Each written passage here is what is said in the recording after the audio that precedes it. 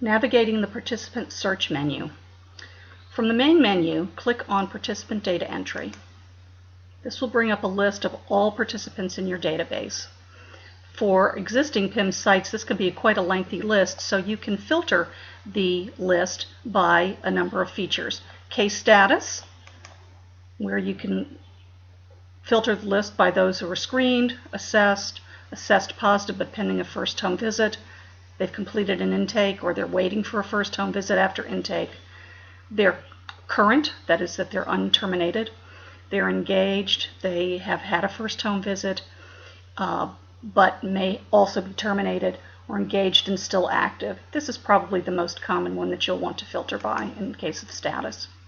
Note at the top there is an N equals number. This shows how many total participants there are in the list. To return to the full list, press Reset. You can also filter by staff ID.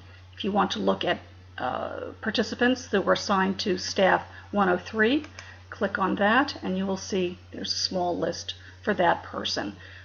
This is the person who was assigned these participants either as screens, assessments, or as enrolled in home visiting. You can also search on a string of characters in a name. For example, if I type in KEN and search, it'll match any part of the name, whether it's the first name or the last name. So KEN brings up either Kendra Blake, Rhonda Kennedy, or Shauna McKenzie.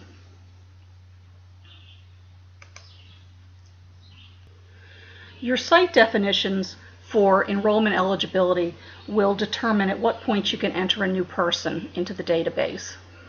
For this particular test database, the enrollment eligibility is based on a positive screen and assessment. So our choices are that we can add a new person at screening, or we can add a person as a transfer.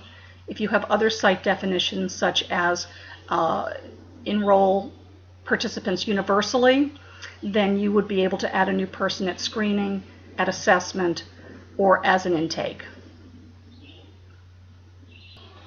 When you're entering a person for the first time, you want to make sure that you're avoiding duplicates.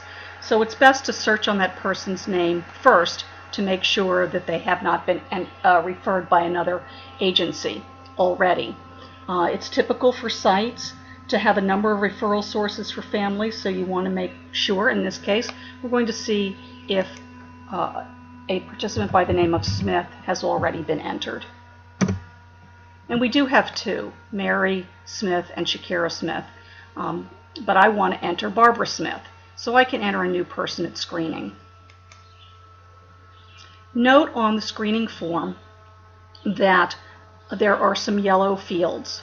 These yellow fields are required for PIMS to accept the information.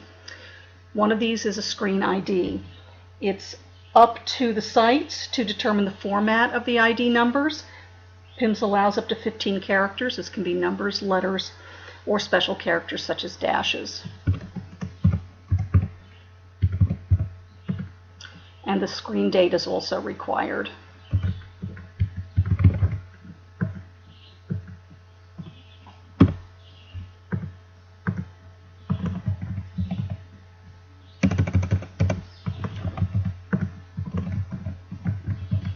And so on. You can continue to enter the rest of the contact information, screening information, and risk factors.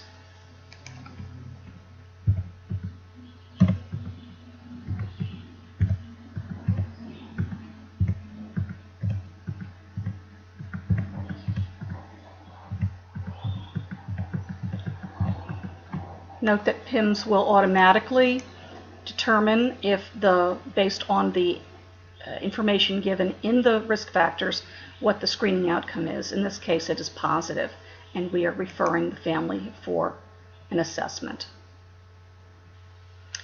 We will save this screen, and when we do so, the person's name will appear at the top of the screen form.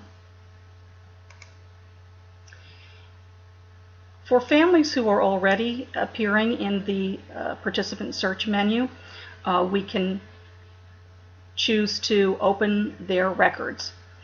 For Verna Aguilar, if I double click on her name, it opens something called the home form. We'll talk about the home form in the next segment.